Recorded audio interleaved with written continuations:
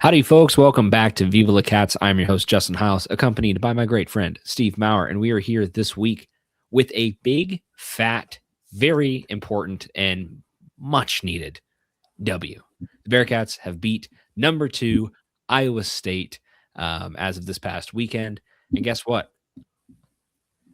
No rest for the weary. We got Arizona, number 1 in the country, on deck, following that up very quickly. So just as a shout out to the 1012 Network, we are part of the 1012 Network, so make sure to check them out on Twitter, Apple Podcast, YouTube, Spotify, you name it. Anywhere you check out podcast, you can find the rest of our network there. Great coverage of plenty of Big 12 teams and programs.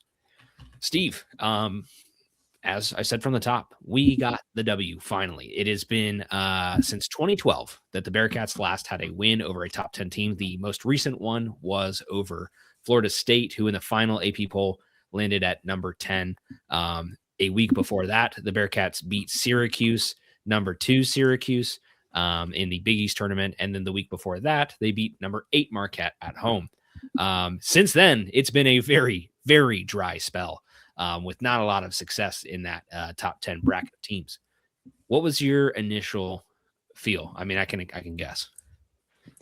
Well, Justin, I was distracted during the game. We had some family over to watch the game, trying to just enjoy some company, some kinship, and running around with some little ones, and trying to control my dogs. There was a lot of different distracting moments, so definitely was watching the game. And I was able to crack open that Cincy light of victory after that game. And, Justin, like I was saying, I was kind of in my Bearcat negativity standpoint where I was kind of, watching the game. And then I was like, we'll probably lose, but, they're putting on a hell of a fight today. I mean, It was pretty similar to, what it was against Houston a couple weeks before. Right. And gosh darn it, they did it, man. They pulled it out. They finally got a dub in a close game. First win over a power conference team. Well, that was Colorado. Second win over a power conference team, and it just happens to be the number 2 team in all the nation.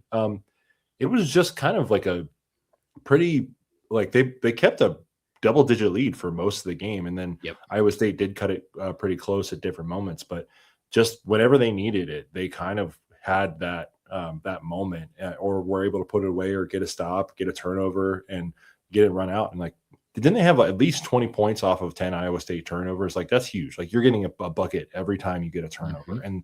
And, one of the other guys too that I really loved watching perform was Jalen Celestine, man. Ever since his injury, he's shooting about 45% from 3 in Big 12 play.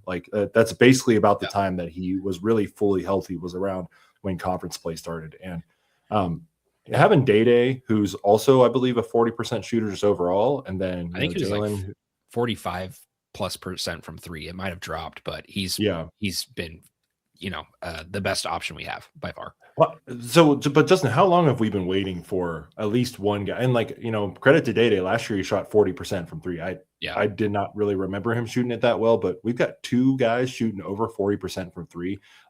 How long have we been waiting for something like that? And credit to these guys, man. They definitely could have, packed it in a paper bag last week after the UCF game, the third game in 7 days against Iowa State. And it did not really look like they were tired at all. I mean, Buck Harris started and played most of the game, if not all. There might've been a couple of minutes where he sat, and it was just very sweet. Now I will say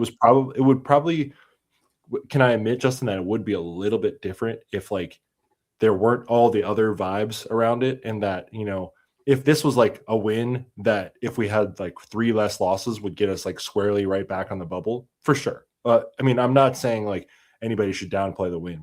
Like you said, Justin, first win against a top 10 team since 2012. Same year we had our last win against the top 10 team, which was number 8 Marquette that year. First time, Justin, since 1967 that the Bearcats have beaten a top 2 team at home. Do we get top 2 teams at home all the time? Not that often. I hate you for doing that. We'll post that clip. Sorry. I walked myself right into it. But you know what?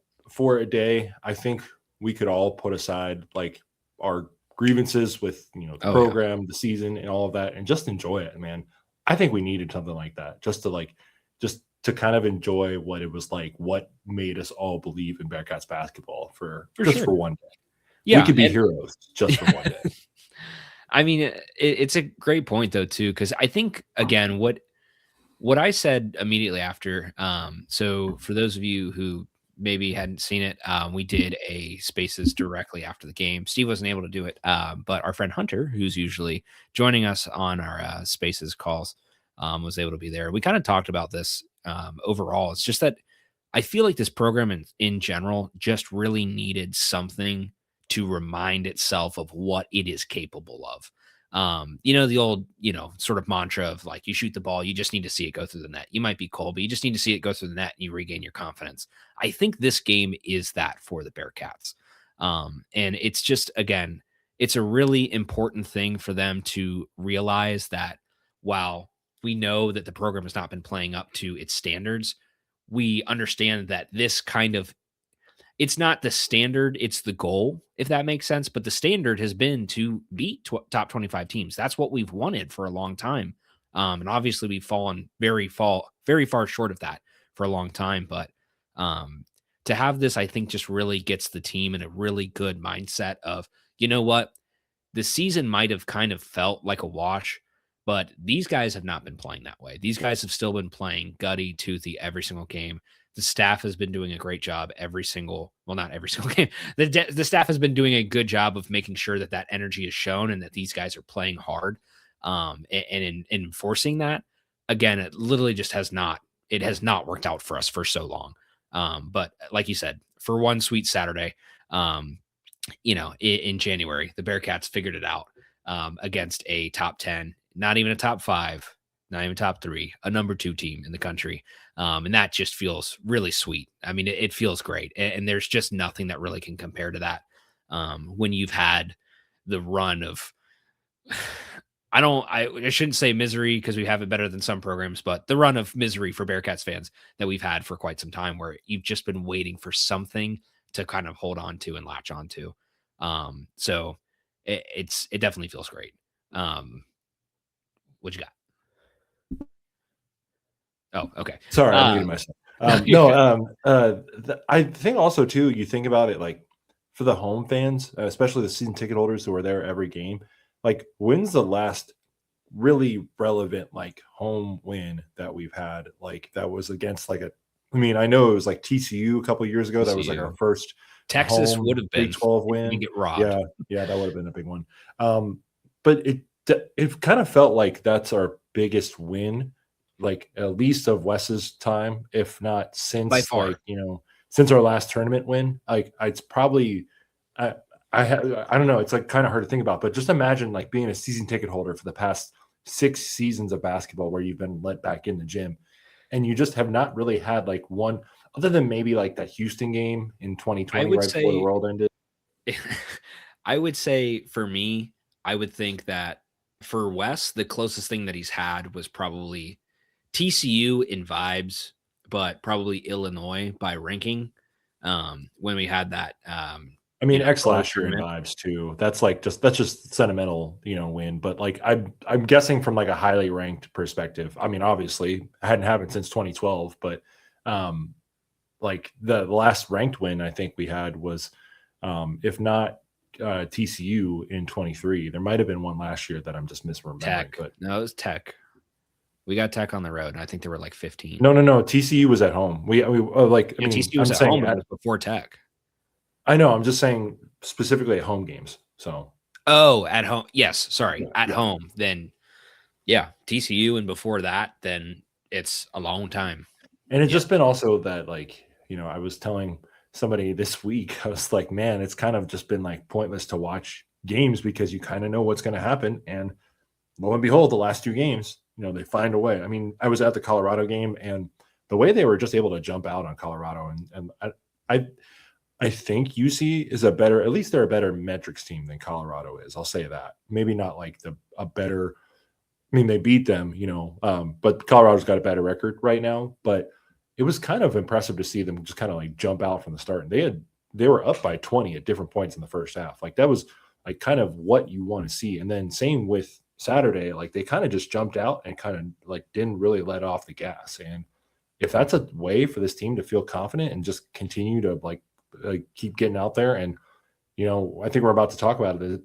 Their next trip doesn't get any easier. You just beat number 2. Now you got to go play number 1. Yeah, for sure. Very quickly before we jump to that, I do want to mention a few things about this game. Yes, that I do like, because I don't want to understate what this game was for us, because obviously we've mentioned that it's very important, but I think one of the most important things that I look at in this game is sort of the 3-point disparity, and then like how the Bearcats actually ended up winning this game.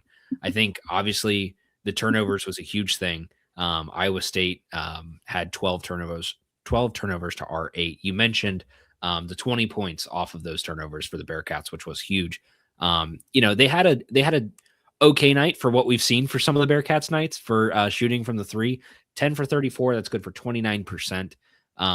And of course, Iowa State as a whole, as a team, was not doing quite well from the 3, but Momcilovic went unconscious and just absolutely decimated in this game. He dropped 34 points, which is just, I mean, he's very capable of doing that on a pretty regular basis, but going 8 for 14 from 3, just unconscious. Like every time he threw it up, like an absolute robot. And that was the thing I think that really kept Iowa State in this game, because he made a couple of clutch threes that really kept the score close. But if you didn't have that for Iowa State, I mean, this game might have gotten you might have gotten double digits. I don't even say you might have. You would have been a double digit win, over Iowa State. But again, for at least talking about the amount of made threes, they were doing a good job just from one end of that, from Momcilovic. And for how much we relied on it comparatively. The biggest thing that I look at is the rebounding too. The rebounding in this game, they rebounded like Cincinnati Bearcats rebound, and historically, and they did a really good job there during this game. They out rebounded 39 to 32, and got 4 more offensive boards, which I think is huge, because that absolutely created a couple of opportunities in big moments where they just got it at the right time. Were able to get some second chance points, and those are huge. And I think the other big thing of my last point here, while Iowa State did lead in points and paint, here's the big one: points in transition. When you get fast break points, 13-2, Bearcats led that. And that, I think, is where we've done a really good job under Wes's teams. Has just been these teams are built under Wes. They're built for being able to work in transition. They're built to go the full length of the court, end to end, move while you've got it. The second they start getting stagnant, I feel like they start to kind of lose the game a little bit. And I think they don't really, it's not that they don't know what to do. I think that we're just not really a set play type of team. And I think that can kind of be a thing against Wes, but I think it can kind of work for him too. If you build a team to that, you have to be able to do that. And I think some teams have done a really good job of locking us down. Iowa State defensively is no slouch. They're a really good defensive team, but the Bearcats abused them when it came to transition in this game and just found a way to make some points. A lot of it came off of steals where you chip something away, a nice block that gets thrown out, and then you get it out in transition, go up for a nice layup or a bucket. They did a really good job of that in this game. And I think if you want to look for the rest of the season, I know this is a number 2 team, and I know that this is obviously the best example that we could possibly have, but this game and the way that they won it, not the fact that they did and who they beat, but the way they won it, that is the blueprint to win a lot more games and keep themselves in contention for something at the end of the season. If you really want to have something to talk about, I mean, they go out and win some more games. Like make it something where somebody has to talk about you. Don't let them just leave you in the dust like you've kind of been as of recent. Like give them a reason to say like, I don't know, Cincinnati's kind of hanging around. Yeah. Well, we know better here, but like give them a reason to, you know what I mean? Right. Well, and then I'm just looking at Bart Torvik right now too, just kind of get an analytical standpoint too. This was Cincinnati's best offensive game of the entire season, Justin. Yep. Got a 134.0 adjusted offensive rating on Bart Torvik, which is it's best. It's the best of their season. The second best was that Lipscomb game, the last tune-up before conference play, and the third best was NJIT. So they've really just that. It was kind of impressive to see them turn it on, and they shot pretty well from the two, 10 of 34 from three. Which, if there's one thing I want to nitpick, it's probably that, Justin. It's just like, if we're I kind of just is a lot. It's a lot. It's a lot, and especially when you're missing like 24 of them. Like there was a couple of possessions in the second half where I think we kicked it out like three different times. I think it was like a Chom three, a Jalen three attempt, and then Keyshawn Tillery put up a three with like not even like a set shot. Like he had his right leg forward and his left leg back, and he was kind of like just throwing it up there, and like it might have clanged off the rim. It might have just hit full backboard. I was like, okay, maybe we get a more high quality shot. And you're right, Justin. He just from watching Wes and just kind of like listening on the court, like for some of those non-conference games, he's called out like a couple different things, but there's not really like you've traditionally seen sometimes players like hold up a finger, like do a motion or something, and there's not really much of that. It's kind of more of an offense motion thing. And the thing about the Big 12 is that teams are going to stop that. So especially, but I will say that there is spacing and they're able to find some openings, and when they do that, and guys are hitting shots, then it's the make shots offense all over again. It's just I think that once if this really gets humming again, they could be dangerous and they could definitely make something happen out of this season. I'm not really like going to assume that there's much more like top 5 wins, coming out, but you never know. I mean, here's one thing that I want to make very clear that I just let me be clear. Let me be clear. One thing that I think we all kind of forget, because it's super easy to just get lost in the fact, like, the Bearcats are 10-8. Like, your back's against the wall. Your 8 losses are there. I mean, realistically, if you want to make the tournament, you'd probably have to win the rest of them. You might be able to lose 2 more, and you're going to be on the bubble. You might be able to lose 3 more, and you're on the bubble. But if you were to beat a team like Arizona tomorrow, which we're going to get to here in a second, if you were able to do that, you're going to flip the script really quickly on what Cincinnati is and what they were and what they are. Here's the big thing. No matter what we say, no matter what this team does, with the way the tournament works, you screw around, you win 4 games in a row at the right time. It doesn't matter what your season was you're in. They're not going to do that. I don't believe it. Trust me, I do not believe it. 0%. Look me in the eyes, people. I don't believe that it's going to happen. However, it's the fact that there is that possibility. And if this team can figure it out against good competition, it's one of those things where you always just have to say, I know the season's kind of cooked, but we can't totally write it off until that tournament is done. Because if they make a run, they've got a chance. They're probably not going to get an auto bid. But hey, you get to the end of the season and then you screw around, you start winning a few more games. If you make the conference championship game and you're sitting there with, I don't know, maybe 11, 12 losses, and you get all the way to there and you've got an extra 3 or 4 wins under your belt, somebody might be looking at you from a distance, like a first 4 kind of distance. And that's the kind of thing where, again, like, I know we've wanted to count them out, but there's absolutely still opportunity left for them to capitalize on. And it's just, they got to go out and do it. So there's a lot of talent on this team. Like, there is. I think the problem is that they just haven't put it together at all. And obviously they've been missing guys here and there, and it's just not really come together. But Justin, Bart Torvik and Ken Palm both have the Bearcats as a top 10 defense. Ken Palm has the Bearcats as the number 7 best defense in the country. And like I posted the other day, their offense, was at a 220, 230 level. It was not very good. It's jumped up to 180 after that one albeit really good showing. And maybe a lot of other teams did not have a great showing over the weekend. But if that can just continue to improve incrementally, it's not going to be, we're not going to jump up 50 spots after our next 4 games, especially against playing Arizona. But like, if you can like kind of make some stuff happen here and there, like the sky's the limit. And I think if we want to pivot into the Arizona game real quick, Yep. the problem is Arizona has not lost this year. They are a clean 18-0. They are quite good. Koa Pete, I think it's Krivas. There's a couple other guys on their team. Bryce James, although he's not really playing that much.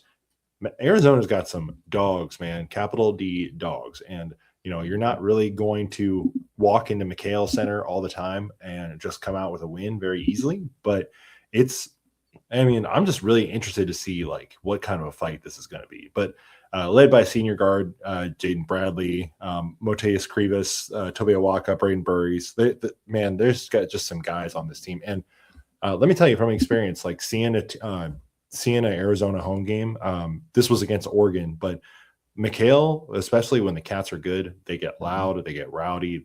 This is a basketball town for sure. They've been definitely very successful in football, but they are pretty good in basketball too. And honestly, I would just like the Bearcats to win so that I can just hold one over my wife. But well, Justin, I don't think UC has beat Arizona in like anything since they've joined the conference.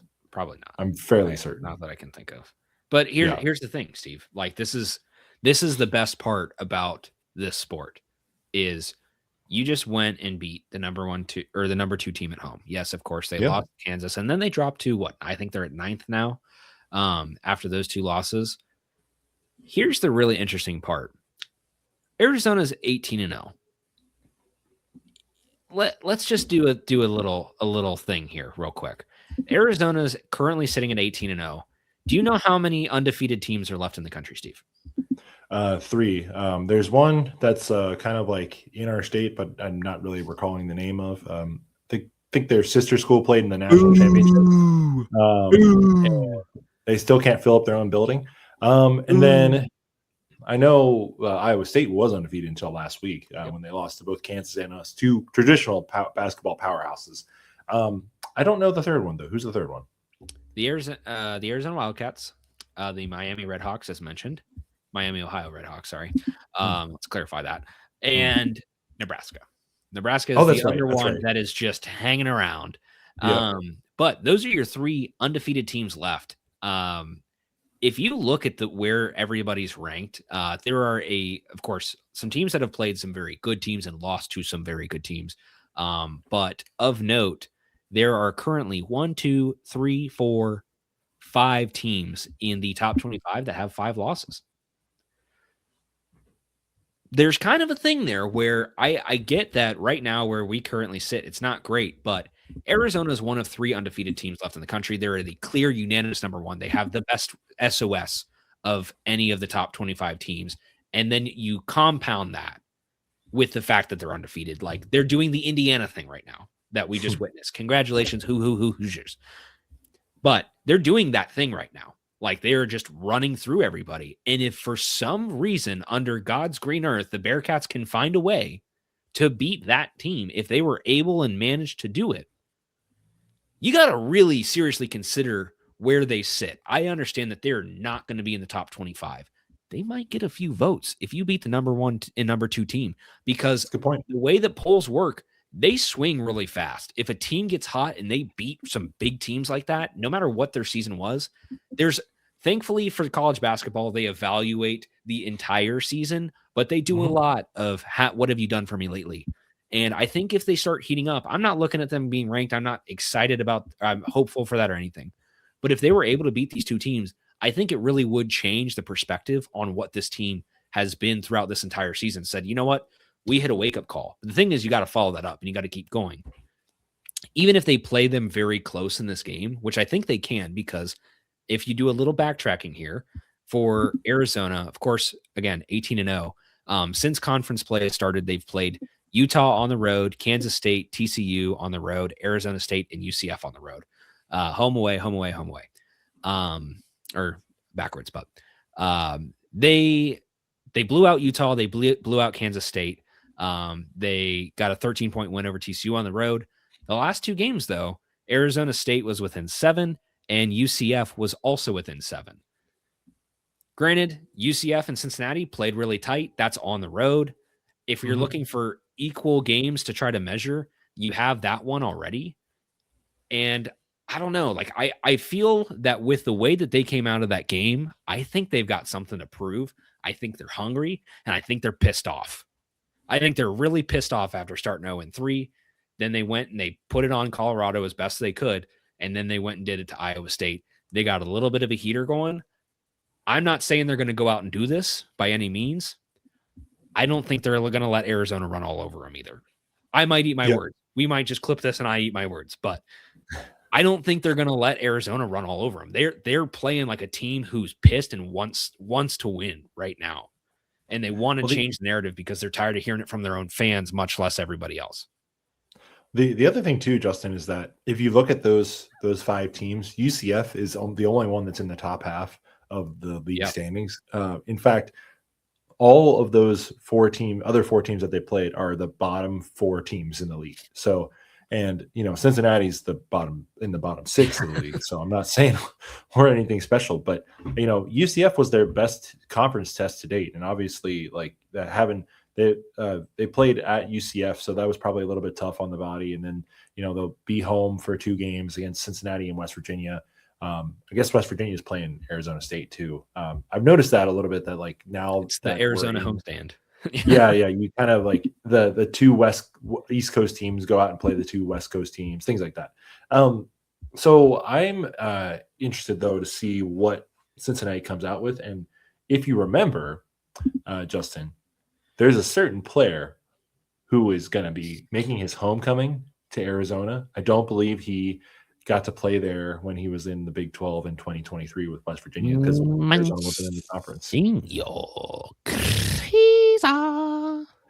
And if you guys remember, he kind of didn't leave Arizona on the best terms. Now I will say he's definitely calmed down from where he was at his Arizona peak, where he was just. I was kind of hoping we would get more of a trash talking Kerr Kriisa this year, and that really hasn't been there. And it's also possible that he doesn't play, but you better believe that if there's a chance that he can play and he's going to come back in front of the team, he's going to be talking mad shit from the bench if he's not on the floor. Yeah, brother. Yeah, he's going to let him know it. They're going to boo him when he gets in the stadium, and he's going to talk mad shit. So that's honestly kind of an underrated part of this game, if you think about it, is that, if Kerr comes back and is able to give us anything on the floor and it helps us put together something to knock these guys down, then, that might be fun. I get the ending was different, but remember what happened with Mustafa when we went to UCF? He had the best game of his entire year. That's right. He was playing like an elite level Big 12 all-team player that game. He was motivated, baby. He was ready to go. Yeah, they get juiced for this. This is a team that, obviously he played for a few years. He played on a very good Arizona team. It's not like Arizona was in a dumpster or anything. Arizona was in a really good position, and he was a very notable name. Like, I remember watching him as a freshman and like a sophomore. Like, the guy was a baller. Like, he was out there, getting 30 points in some games. And I think obviously his career is kind of like tailed a little bit, but it's still very capable. And if by any means they can get him out on the floor, oh boy. Like, I would just hope that if they do, it's going to be level-headed Kriisa. He's going to be angry. He's going to talk some shit, but he's going to be level-headed and he's going to make smart decisions. Not I need to play hero ball because I want to show everybody that I'm the best and I can do better without you. It's let's get this correct, because we also know what happened when we played West Virginia. Well, so you don't want him to do to attempt a middle of the lane behind the back bounce pass to a teammate that gets immediately picked off? No. Okay, preferable. Good to know. Okay. Let's add this as well. For those of you who don't follow all the teams quite as closely, Arizona on that 18-0, like I said, they have the best SOS. The reason they have the best SOS is because to start the season, still, I think, honestly, first night of the entire season, we got probably one of the best games of the entire season. They played the reigning national champions, number 3 Florida. They won that game. And then you look through the rest of their non-conference, they had a win against UCLA at home. Boom at Cronin. Watch that one. That was a great game. Had to watch that one. Good job. Good job, Cats. They were won at number 3 UConn.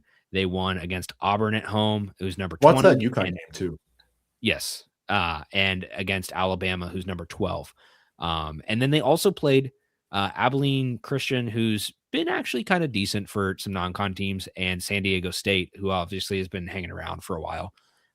So like, outside of those top teams, like they actually didn't have like just a completely washed schedule either. Like they've had a really good SOS, and I think this team is well built, and they've just managed to win in every single game. I think if I recall correctly, I don't think they've had a game that's been within a single possession. I think everything's been at least 2 possessions. So they're winning them outright. In most of those games, they've been blowing teams out. So, well, the crazy part too is that those ACC coaches that were talking trash the last 2 seasons about how the Big 12 is like gaming the schedule, and to be clear, they were not talking about Arizona at all. It's like Arizona's like, heard y'all talking shit. Yeah. Heard y'all talking shit. Yeah, let's see. Yes, let's see. We put it on the SEC. We put it on the Big 10. We put it on the Big East. We put it back on the SEC again. We give it to all y'all. Everybody gets some. Yeah. By the way, West Virginia does play Arizona State on Tuesday night or tomorrow night, and then Wednesday night, and then West Virginia goes down to Tucson and plays Arizona on Saturday. So that is exactly what is happening. It's the old if anybody. Well, I mean, Justin, back in the day when the Pac-12 was still alive, rest in peace, they would do this pretty often with like their basketball schedule. It was like Utah and Colorado would go down and play Arizona State for a weekend and then switch off. It was like almost like travel partners. So it was interesting. Sorry, 1 second. Keep talking, Steve. Okay, so but I'm interested to see what Arizona is going to do in this game. I do think that coming out against a team like Cincinnati, you could get a little bit of a sleepwalk to start. They have kind of taken it to some of those teams such as Utah and TCU and going to be home. So, they're probably not going to come out lightly, but 7:00 game in Tucson, like that's going to be nice and rowdy on a Wednesday night. But I don't know. I just kind of want to see what UC looks like just coming out after, the biggest win of the past decade for Cincinnati. Like, how do you respond after that? How do you continue to keep that fire under your belly? And, Wes is probably not going to be the coach at the end of the year, but how does he kind of like keep that, can try to continue that motivation in his guys to keep going? He's said they're a good team. He keeps saying, he said, I give him credit. He said they're close. I mean, he said it like that. I mean, seriously, no sarcasm or anything. Like he said they're close. Like he's right. They clearly have been close. Like they've been able to keep themselves in games, but it's the finishing factor that they've lacked for years. They just have not been able to do it, but they did. First UC coach in the last 13 years to be able to do it. So that's true. I mean, that includes a certain coach that some of y'all want, even though you don't miss the coach, you just miss the success. Exactly. That is a long string of years of that coach, by the way. But speaking of how you come out of those games, if you're, you want to keep that fire in your belly, you want to talk about fire in your belly. Guess what the score for the Iowa State UCF game is right now, Steve? Oh, I had to pull it up. They're about to win by a good old 30, like a good old 30 burger on them. Yes. 57 to 87. 57 to 87. That is huge. Yeah, and hey, helps the net, baby. Helps us out. Kind of lets us grift off of some good performance. So, you know what, Justin? That's one of the things I have not done this year, and I'm going to do it live on the podcast. I was checking our net rating. I like to do this kind of like every morning, especially like the last 2 years when we were right on the bubble, and I obviously have not checked it this year.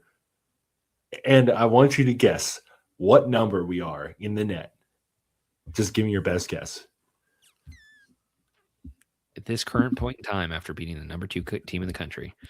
Indeed. 56. 69. Oh, perfect. Hey, you know what it is, though? The 69th best team in the country. There's something about that.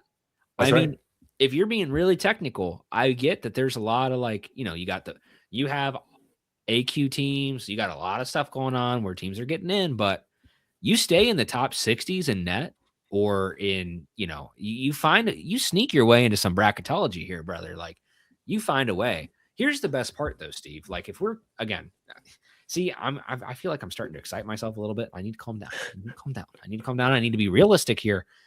I'm gonna please hear that, people. We know. There's hurt coming. Like, we understand it. It is not gonna be probably a pretty finish to the rest of this, but who knows? Maybe they just turned around and we all look like fools and we just didn't believe. Because trust me, I don't think any of us really believed anymore. And if there was anybody who believed, it was the guys in that locker room and that staff, and that is probably it. And I will be the first to say that I was very distraught for a long time, but thank you for putting us back on the rails and correcting us to where we need to be. Here's the thing, Steve. The rest of the schedule, not going to play the full schedule game, but just going to run through it really fast, and then we'll transition to our other points of topics for the evening. Of course, you got, I'm not going to say road at home, Arizona, Arizona State, Baylor, Houston, West Virginia, UCF, Kansas State, Utah, Kansas, Texas Tech, Oklahoma State, BYU, and TCU. You have 1, 2, 3, 4, 5 games, including Arizona, that are ranked left on the schedule. Unfortunately, UCF dropped out of the top 25. That would have made a 6. And after the beatdown that they're taking now, they're definitely not going to get back up in there unless they just go on some nice little run and beat some other ranked teams. But you have a handful of teams ranked left on the schedule. Let's say you lose all of those. That leaves you with 1, 2, 3, 4, 5, 6, 7 other games. If you win 7 more games in conference, you're at 9, 10. Let's say, or sorry, 9 and why can't I do math? 18 games. You're at 9 and 9. There we go. Jesus. You're at a 500 level. If you win the rest of those games that are not ranked, and let's say you win maybe 1, maybe 2 of those games, you go over 500 in conference. You're going to have a little bit of a tough look, but like I said, maybe put a few games together in March. It's going to be an interesting situation. So you just got to, there's reason to believe it's not shut down. And that's the best part about how basketball is like, if you're at least 500 and you do something like this early enough, you might have a swing. But again, we're keeping a very level head. We're just saying there is a possibility. It's, even though we had a sunshine and rainbows day, there is still opportunity for hope. However, it is still bleak. We understand both sides. There are 2 sides to every story.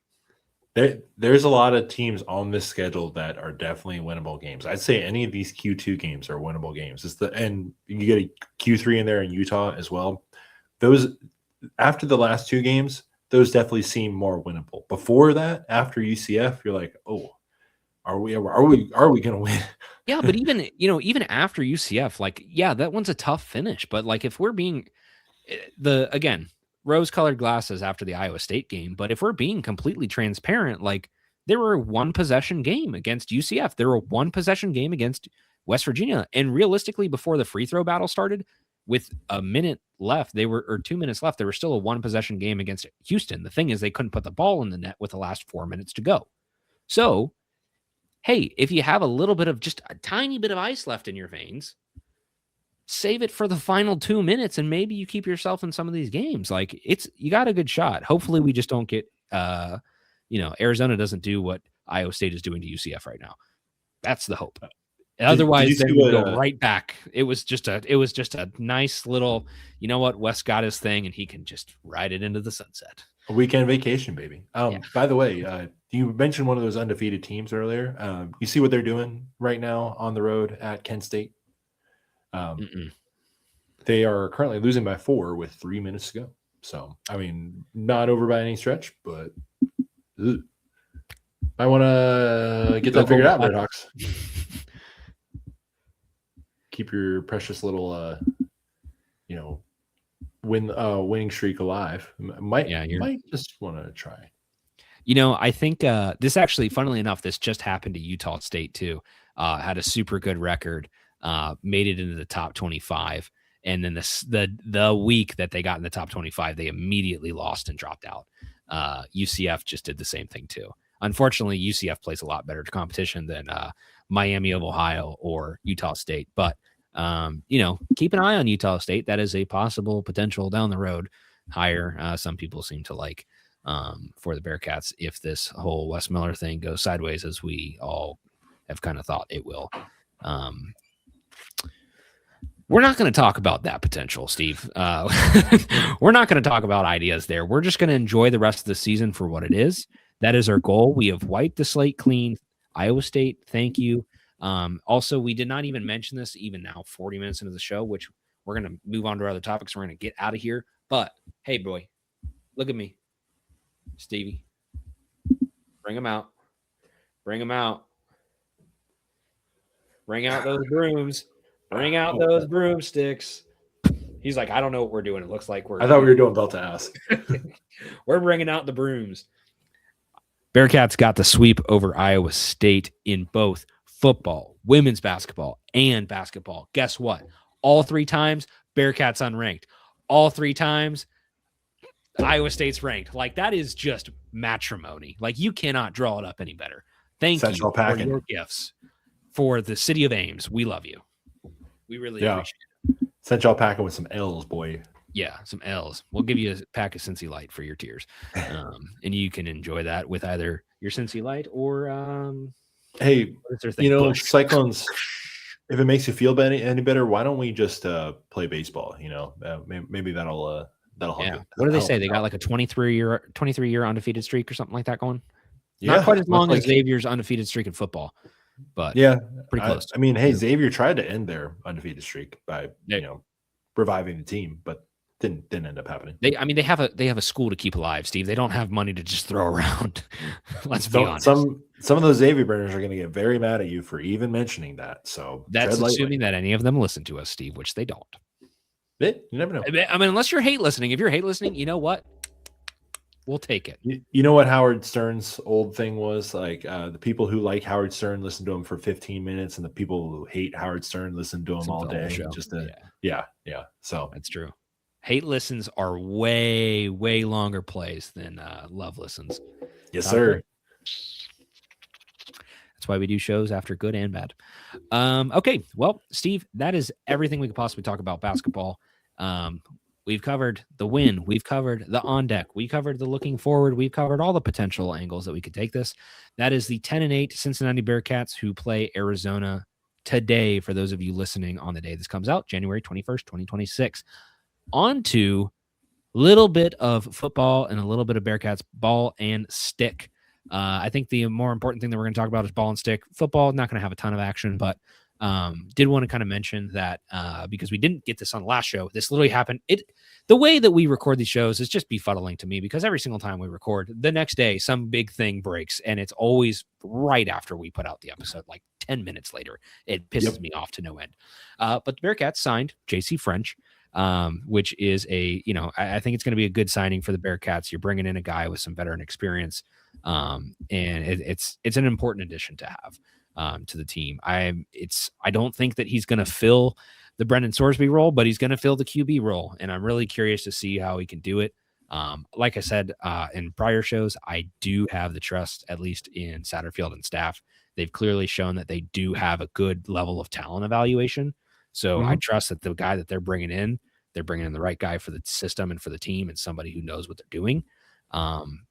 We'll just have to see how he can compete at the Big 12 level, but excited nonetheless.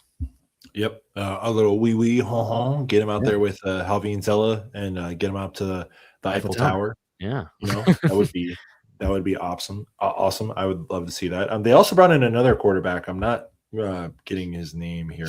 But there's another guy they brought in. Penn. From Penn. Yeah, from Ivy Penn. League. Yeah.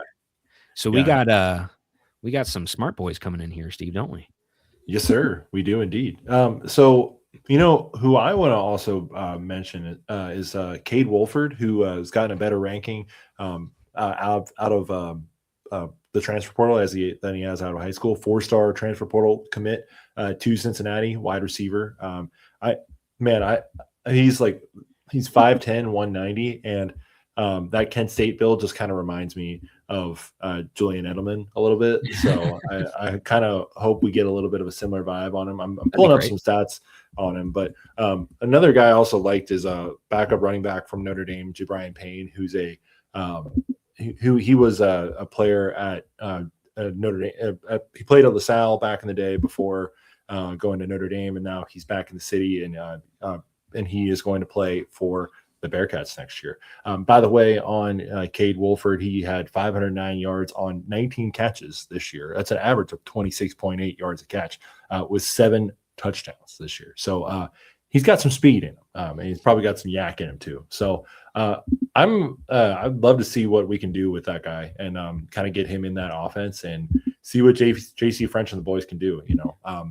Again, there's probably like they're going to have to figure some stuff out and get kind of regroup and reset after.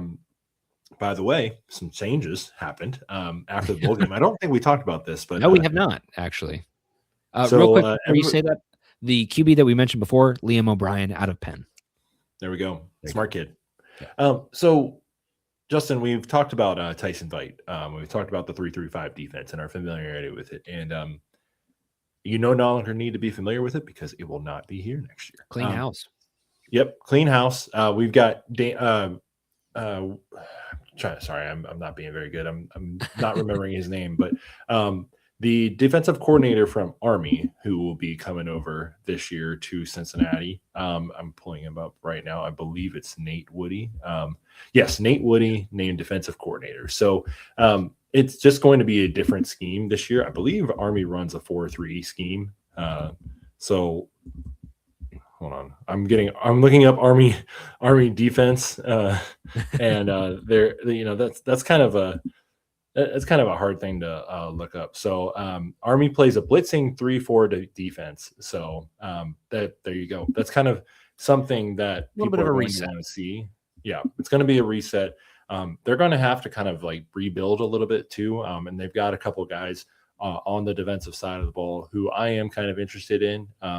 Chidero Tutu is a defensive lineman from UTSA that just transferred to Cincinnati. They also got an edge from North Carolina Central and Thomas Johnson. And then Josie Hugh. I don't know recognize that logo, but transferred to Cincinnati as well on the defensive line. So they're going to have to rebuild, and they also brought in 3 linebackers, one from Northern Illinois, one from Illinois State in the FCS national championship, and then one from Georgia State as well.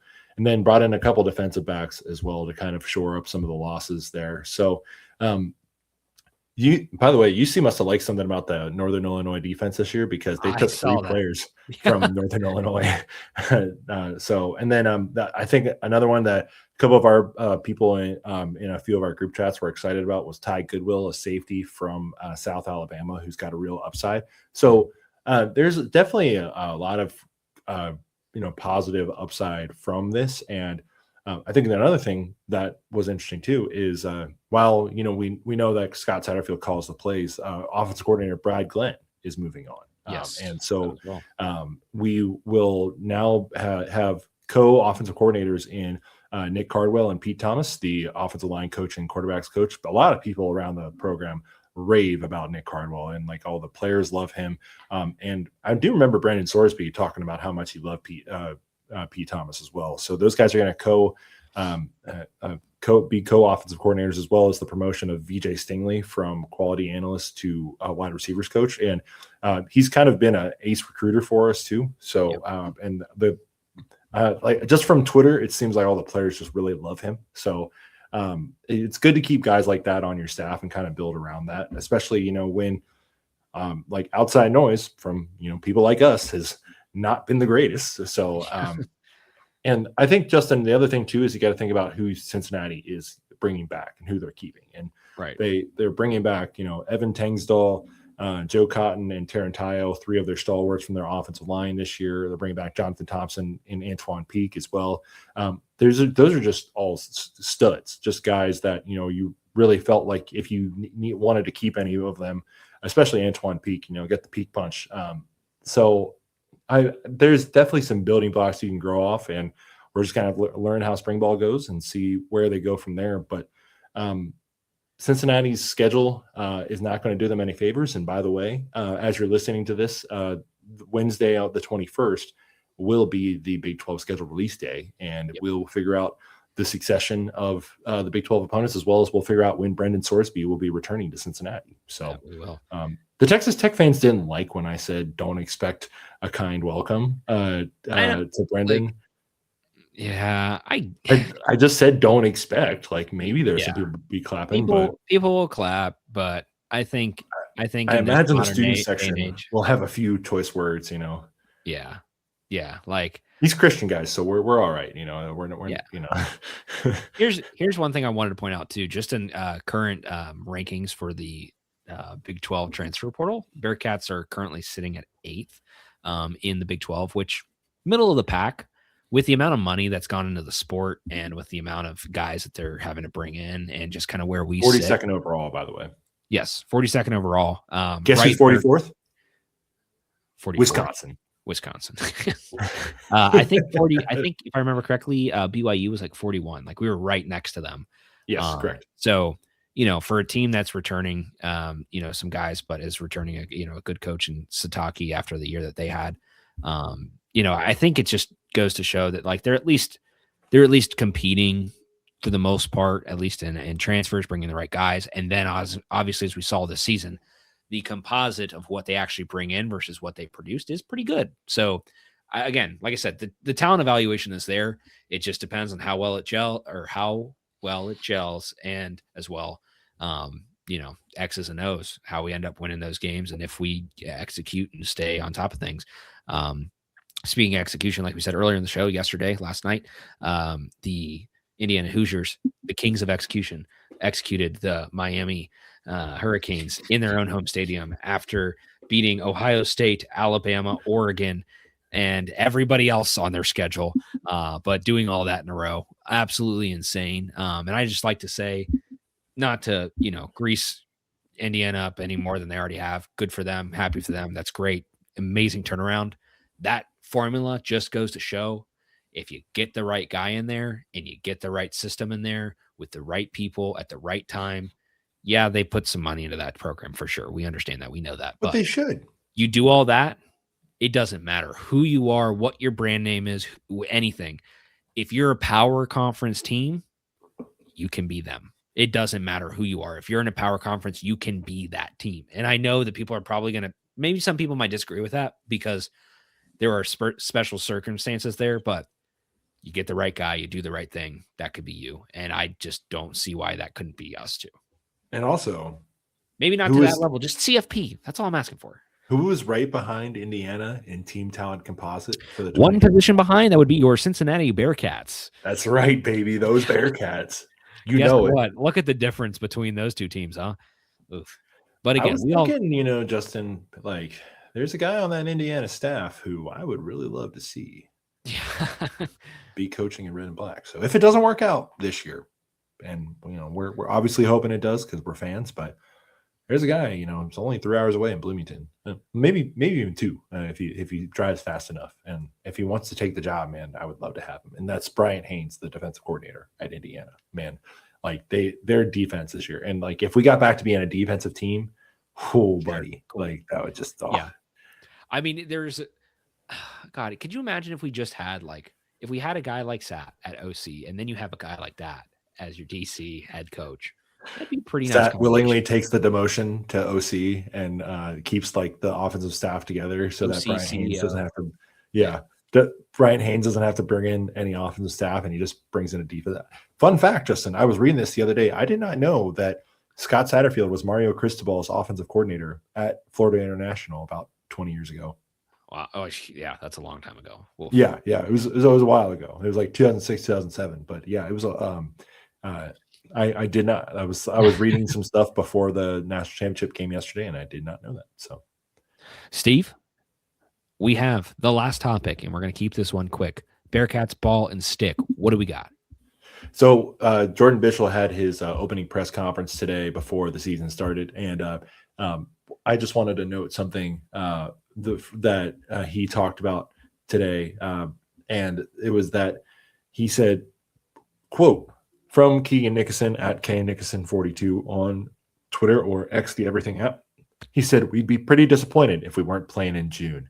And he also said, we spend so much time talking about Omaha. Why not enjoy Cincinnati? And he adds that he wants full focus and appreciation of each day, not a team that looks forward to game one or the postseason. And buddy, I like 6 to midnight, man. Like we'd be pretty disappointed if we weren't playing in June. Like, oh my gosh, that is just like an awesome line to say. And it's coming up not too far away.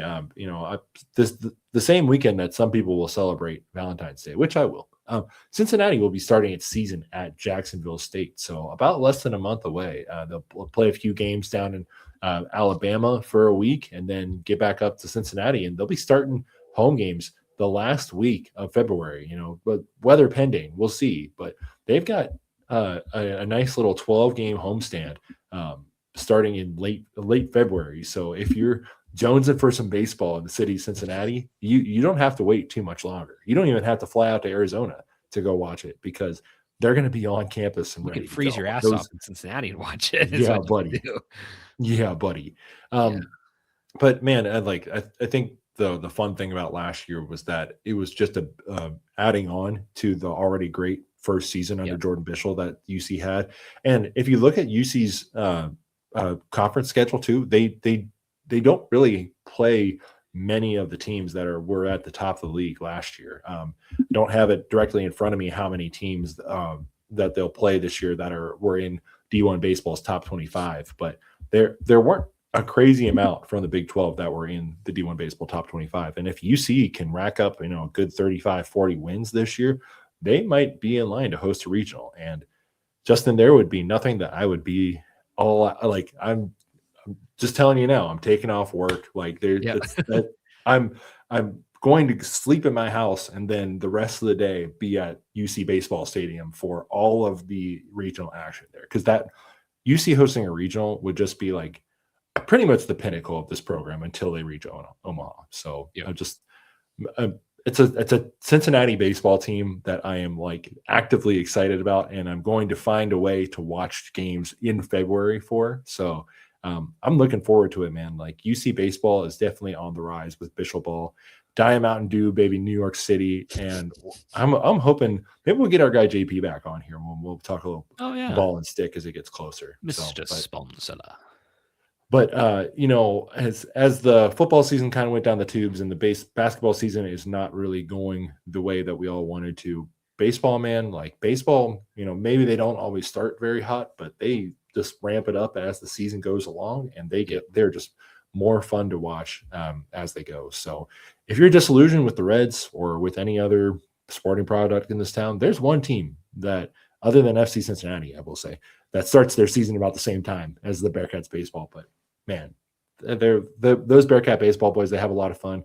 Watch out for Nathan Taylor this year, and watch out for Jack Matilli and Donovan Ford. And those guys are just going to be able to, run around, have some fun, strike some guys out, get some hits. It's going to be a lot of fun to watch them. Yeah. And the best part too, with college baseball versus obviously with basketball and football, basketball and football are the Wild West, but you still have a little bit of decency and, some player retention in baseball in a way that you have definitely some transfers, but it's not completely out of control like it is in the other sports where you're just overturning your entire roster every single year. There's definitely some growth, and I think that's going to speak well for Bischel being able to evolve that team and build on it. And year by year has gotten better. So, things are only looking up for the Bearcats baseball program. So go ball and stick. Hopefully we get some wins on the belt here soon.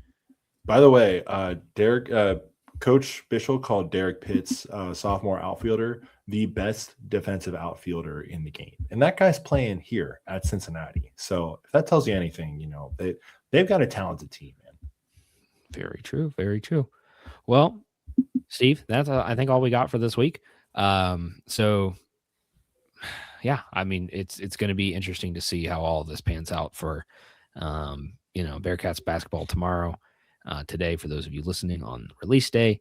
Yeah, we'll see if they can get one over Arizona. If they could, you go from the best win in the program's last 13, 14 years to the best run of 2 games, possibly by number ever. I don't think anything would really top that other than maybe going back to the 60s, which we all love to do. So I'd be really excited to see that. Again, no expectations there, but that's kind of the best part about the team just getting that monkey off the back with the Iowa State game and just getting that top 10 win under the belt is, hey, cool. Now it's just kind of like we get to watch for fun. And some of the expectations are a little bit off. Obviously, it'll be fun if they can turn around, but if not, hopefully they just stay competitive in some of these big games, and who knows, maybe they'll string a few together. But like we said, that's all we got for you this week, folks. So make sure to keep after the Bearcats. Make sure to check us out next week. And if all goes swimmingly tomorrow, we'll probably do a post-game spaces on that too, because that will just be absolutely electric. So be on the lookout for us there. And as well, make sure to check out the 1012 network. As we mentioned at the top of the show, our lovely host network that has all of the topics you could possibly want on the Big 12 in and around it. Apple, Spotify, podcast, wherever you listen, YouTube, you name it, it's there. So take it easy, folks. Go Bearcats. Let's get a dub over that number 1 team, because Wildcats are going down. Kirk Creesa, baby. It's your time to shine. It's your song. The cats. You think they would really like green chilies down in Tucson, and they do. But the thing they really like is this place called Chiba Hut.